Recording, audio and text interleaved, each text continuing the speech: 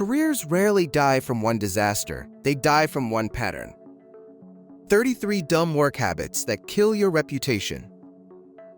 Today, 33 dumb work mistakes people keep making without realizing.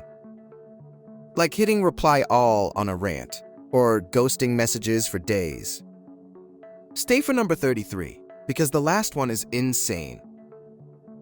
The reply all guy who hijacks every thread. One careless click can brand you as chaos forever. Picture a Chicago insurance firm. Trevor hits reply all Monday. He meant to vent to Megan, but blasted 600 employees. The thread exploded, with interns, VPs, and IT begging stops. Trevor doubled down, replying again to apologize to everyone. By lunch, his manager had screenshots forwarded to the director. He tried deleting messages, not realizing Outlook keeps server copies. Now, every big email starts with, "Please do not Trevor."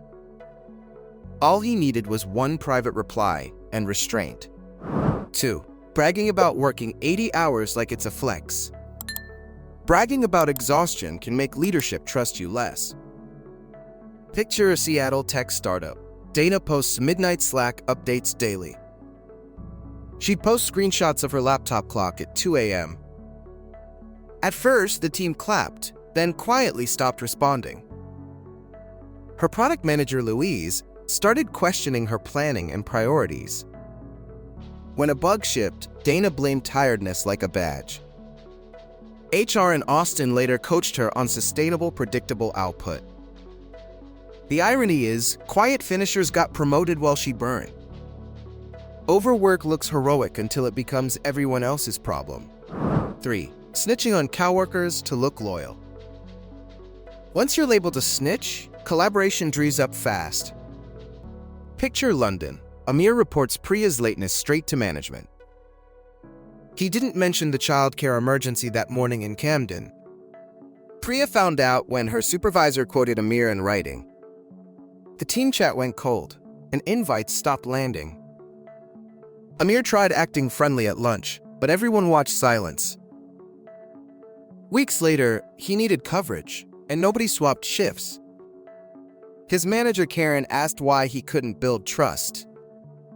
Accountability matters, but context and discretion matter even more. 4. Taking credit for group work in public. Stealing credit can win one meeting and lose a career. Picture Toronto. Sophia presents a deck built by 3 analysts. She swapped the first slide to put only her name. During Q&A, Jordan asked about the model he actually coded. Sophia froze, then joked it was too technical for today. The director, Miss Alvarez, later asked Jordan for a walkthrough. Jordan brought the Git history and timestamps from the shared drive. After that, Sophia's projects suddenly needed extra review and oversight. Credit is a currency, and theft makes you instantly bankrupt. 5. Blaming everyone else when you mess up. Blame games turn small mistakes into a permanent trust problem.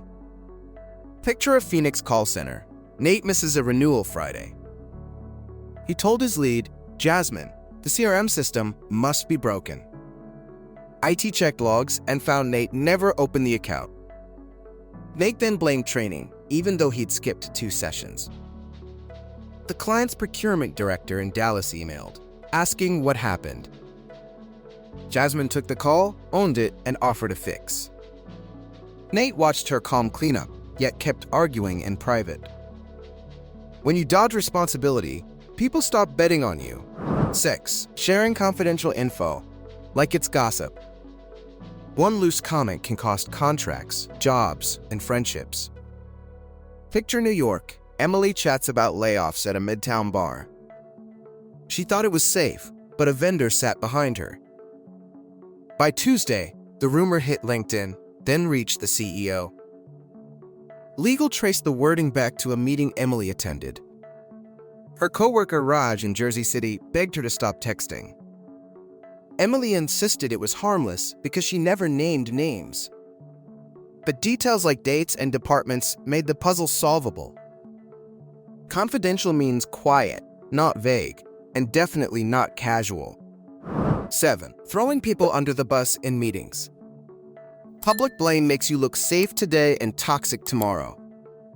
Picture a Zoom in San Francisco. Mark's demo suddenly crashes. He immediately said Chloe changed the code, not him. Chloe, in Vancouver, had a screen recording showing Mark's edits. The client in Boston watched both stories unfold in real time. Mark kept talking, stacking excuses like plates at a buffet. After the call, the account lead, Denise, asked for receipts. Chloe shared the timeline, and Mark's credibility slipped instantly. If you need a scapegoat, you were never leading anyway. 8. Always circling back, but never delivering. Endless follow-ups can make you famous for nothing else. Picture a Miami agency. Tyler loves saying he'll circle back. Every Tuesday, he promised edits to the client's Super Bowl ad. By Thursday, he'd send a friendly message, still with no file. The designer Anna, in Madrid, kept waiting for his approvals. Tyler blamed meetings, then vacations, then a mysterious Dropbox glitch. The client's CMO finally asked Anna directly for the latest version. Anna delivered in 10 minutes, and Tyler's routine got exposed. Circling back without output is just spinning in place.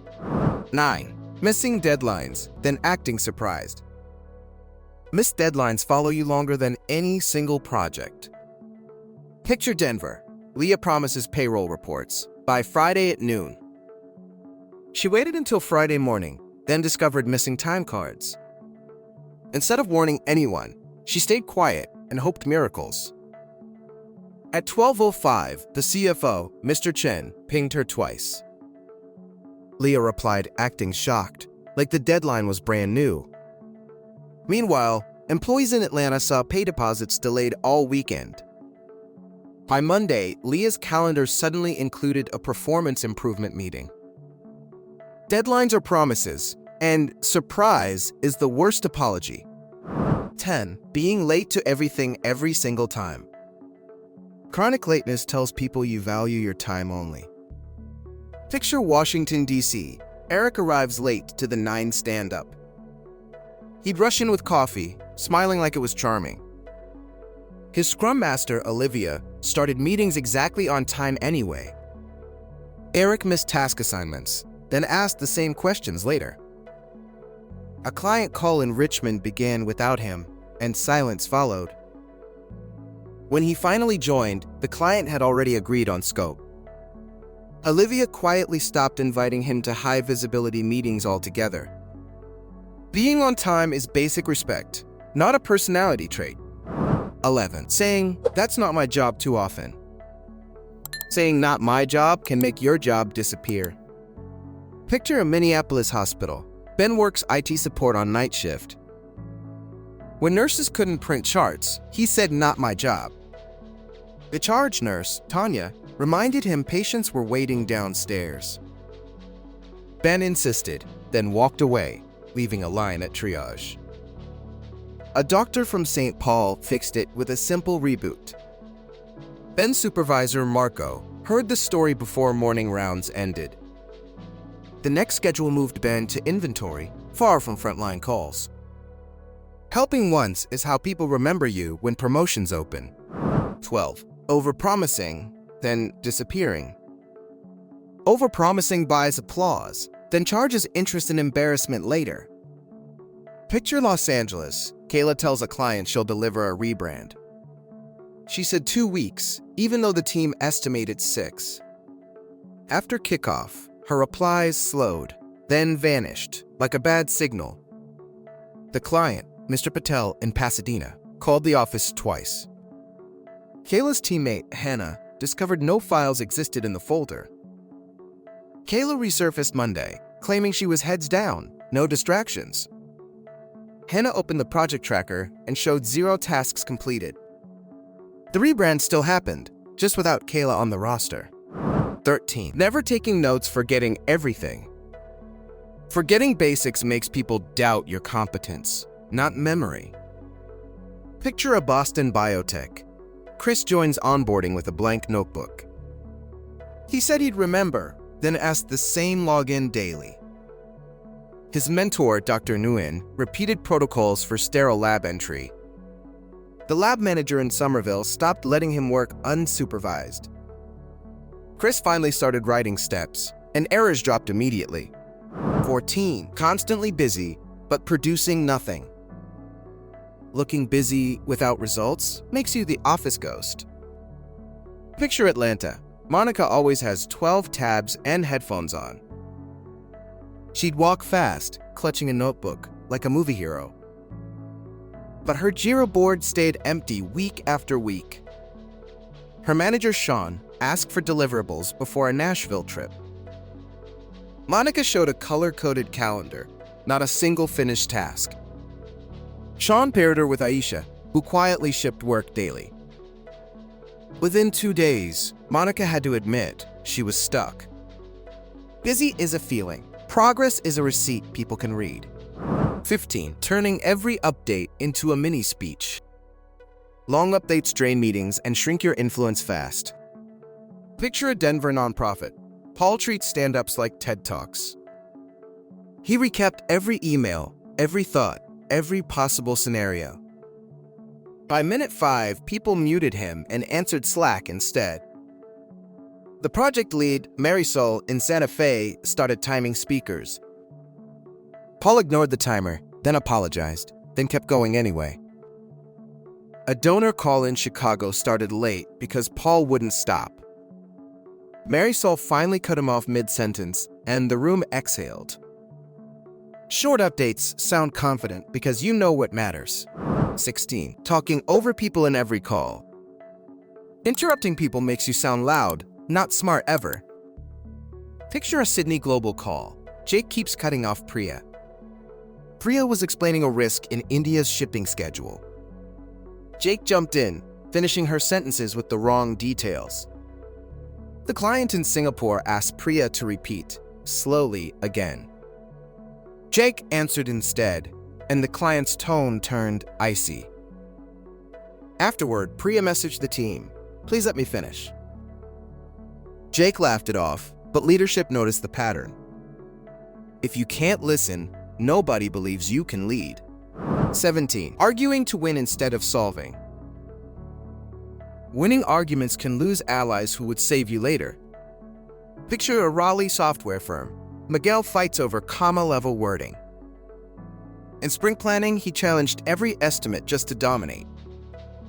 His teammate Brooke brought data from last quarter's velocity. Miguel dismissed it, then demanded a vote like a politician. The room voted, but afterward, everyone stopped sharing early ideas. A production outage hit, and Miguel had nobody volunteering fixes. Brooke quietly solved it, then sent the postmortem to leadership. Solve the problem, not your ego's hunger for points. 18. Making jokes that land bad at work. One bad joke can define you longer than good work. Picture a Houston sales office. Brad cracks a joke in training. It was about accents, and the new hire from Seoul went quiet. Brad tried to save it with, "Relax, I'm kidding." The trainer, Miss Johnson, paused and redirected the whole room. After class, the manager asked Brad why he thought it was funny. Brad said everyone was too sensitive, which made it worse. The Seoul hire, men, later declined Brad's invite to shadow calls. Humor helps, but punching down turns you into a caution sign. 19. Eye-rolling, sighing, acting annoyed. Body language can insult people before you say a word. Picture Paris on video. Camille keeps sighing through updates. When Omar in Dubai shared progress, she rolled her eyes. Everyone saw it in the little Zoom squares, crystal clear. Omar paused, then shortened his report, skipping key risks. Later, the risk became a delay for the Berlin launch. Camille blamed Omar for not speaking up, missing her own signals. Their director, Isabel, coached Camille on respectful presence and tone. Your face is part of your resume, especially on camera. 20. Ignoring messages for days. Silence makes people assume the worst, then plan around you. Picture a Seattle law firm. Kevin leaves client emails unread. The client in Spokane asked twice about a contract revision. Kevin finally replied Sunday night, like urgency was optional. By Monday morning, the client had moved to a different firm. Kevin told his partner Linda he was just prioritizing deep work. Linda asked why his calendar showed long lunches in golf. Kevin's phone buzzed nonstop later, but nobody trusted quick responses. Speed matters most when you're handling other people's deadlines. 21. Replying with one-word cold messages. Cold one-word replies can make you sound hostile by default. Picture a Dallas finance team. Aaron answers questions with just, "Okay." When Caleb asked for clarification, she sent K with no context. Caleb and Arlington started documenting everything, expecting future blame. A budget meeting in Fort Worth got tense because nobody felt safe. Aaron said she was efficient, but her tone was pure ice. Their manager, Tanya, asked Aaron to read her messages aloud. Hearing it, Aaron finally noticed how sharp she sounded. Warmth takes seconds, and it prevents weeks of friction. 22. Writing passive-aggressive emails. Passive aggression turns email into a minefield for everyone. Picture a Boston University. Claire writes long emails with hidden daggers. She'd add coworkers on CC and pretend it was transparency. When Ben missed a detail, Claire replied with a smug reminder. Then in Cambridge forwarded the thread to HR asking for advice. HR asked for examples, and Claire's emails provided a whole novel. Claire insisted she was polite because she never used swear words. But the sarcasm was obvious, like perfume you can't ignore.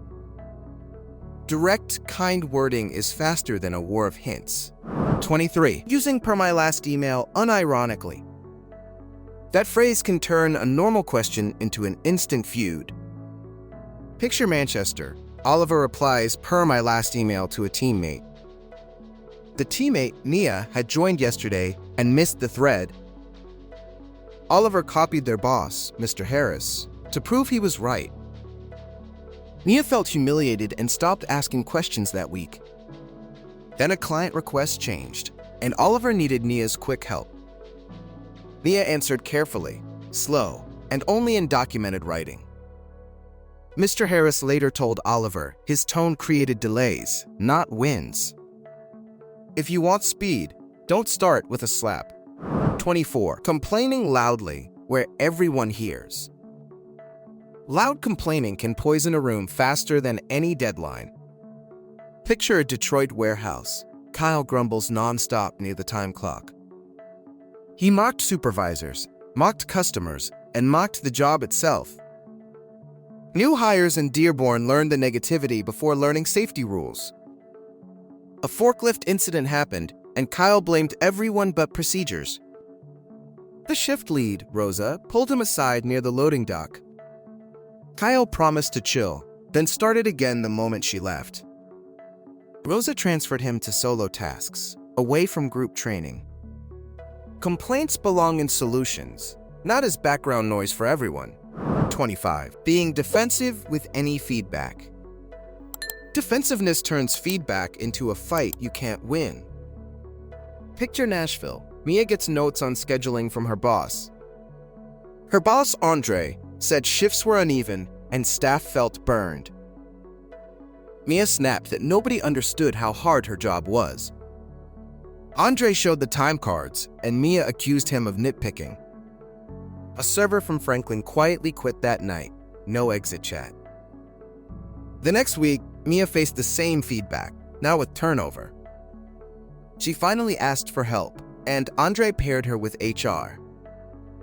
Feedback is a flashlight, not an attack, if you let it. 26. Refusing to admit you don't know. Pretending you know can cause mistakes nobody can untangle. Picture a Cleveland factory. Sam nods through safety training, no questions. He didn't understand the lockout procedure for machine repairs. When a jam happened, Sam reached in, thinking it was off. A coworker, Tashawn, yanked the emergency stop just in time. Supervisors asked Sam what he'd learned, and he mumbled excuses. Tashawn later told him asking questions is strength, not weakness. Sam started speaking up, and his shift became safer overnight. 2 words save careers. I don't know yet today. 27. Saying yes, then doing nothing. Empty yeses make your promises feel like spam later. Picture Amsterdam. Noor agrees to lead a customer survey rollout. She nodded in meetings, then never created the first draft. Her coworker Jasper followed up, and Noor replied, "On it." 2 weeks passed, and the Berlin team asked where materials were. Noor said approvals were pending, but she'd never requested approvals. Jasper finally built the survey in one afternoon, quietly annoyed. Leadership praised Jasper, and Noor's name stopped appearing in roadmaps. If you can't do it, say no before yes. 28. Cutting corners that create bigger fires. Shortcuts can save minutes and cost months of cleanup. Picture Tampa. Contractor Rick skips tests to ship much faster. He copied last week's results into the report, hoping nobody checks. A customer in Orlando installed the update, and systems started crashing. Rick blamed the customer's hardware, but logs showed his missing step. The incident escalated to the CTO in Jacksonville by afternoon. A full rollback happened, and Rick's team lost their weekend. Rick admitted the shortcut when everyone already had screenshots and traces. Do it right once, or redo it under pressure twice. 29. Treating support staff like they're invisible. Disrespecting support staff can quietly shut every door you need. Picture a Manhattan hotel. Victor snaps at housekeeping over towels. He never learned Maria's name, though she fixed issues daily. Later, Victor needed a last-minute conference room set up for executives. Maria was on shift, but nobody rushed to help Victor now. The setup happened late, and the CFO waited in the lobby. Victor complained to management, and Maria calmly described his earlier behavior. Management sided with Maria because her record was spotless. Respect travels faster than status, especially in service teams. 30. Micromanaging everyone's tiny tasks. Micromanaging suffocates talent and makes you the bottleneck always. Picture Austin. Manager Greg demands every email draft before sending. He rewrote subject lines, commas, and even emojis, then blamed delays. His team in Round Rock stopped making decisions without his blessing. A client in San Antonio needed an urgent change within 1 hour. Greg was in another meeting, so nobody acted, and time expired. Greg returned furious, not noticing he created the paralysis. Leadership asked why output slowed, and Greg blamed his team. Control feels safe, but trust is what scales work. 31. Overusing buzzwords to sound smart. Buzzwords can make you sound fake, even with real skills. Picture a Silicon Valley pitch. Brandon keeps saying synergy and leverage. He promised an ecosystem shift, but couldn't explain the actual feature. An investor from Palo Alto asked a simple question: what changes tomorrow? Brandon answered with more buzzwords, like he was dodging a toll. His co-founder, Elena, finally stepped in and described the product plainly. The investor nodded at Elena, then stopped looking at Brandon. After the meeting, Elena told Brandon people trust clear language. Simple words aren't small, they're proof you understand it. 32. Being loud, negative, and draining. Being the loud, negative person makes teams avoid you instinctively. Picture Glasgow. Callum narrates every problem like breaking news. He'd announce bugs, delays, and rumors, louder than the phone ringing. People started wearing headphones, not for music, but for protection. A new manager, Fiona, in Edinburgh, asked Callum to bring solutions. Callum rolled his eyes and said optimism was for amateurs. During a crisis, Fiona chose quieter staff to brief the client. Callum felt excluded, not realizing he'd excluded everyone first.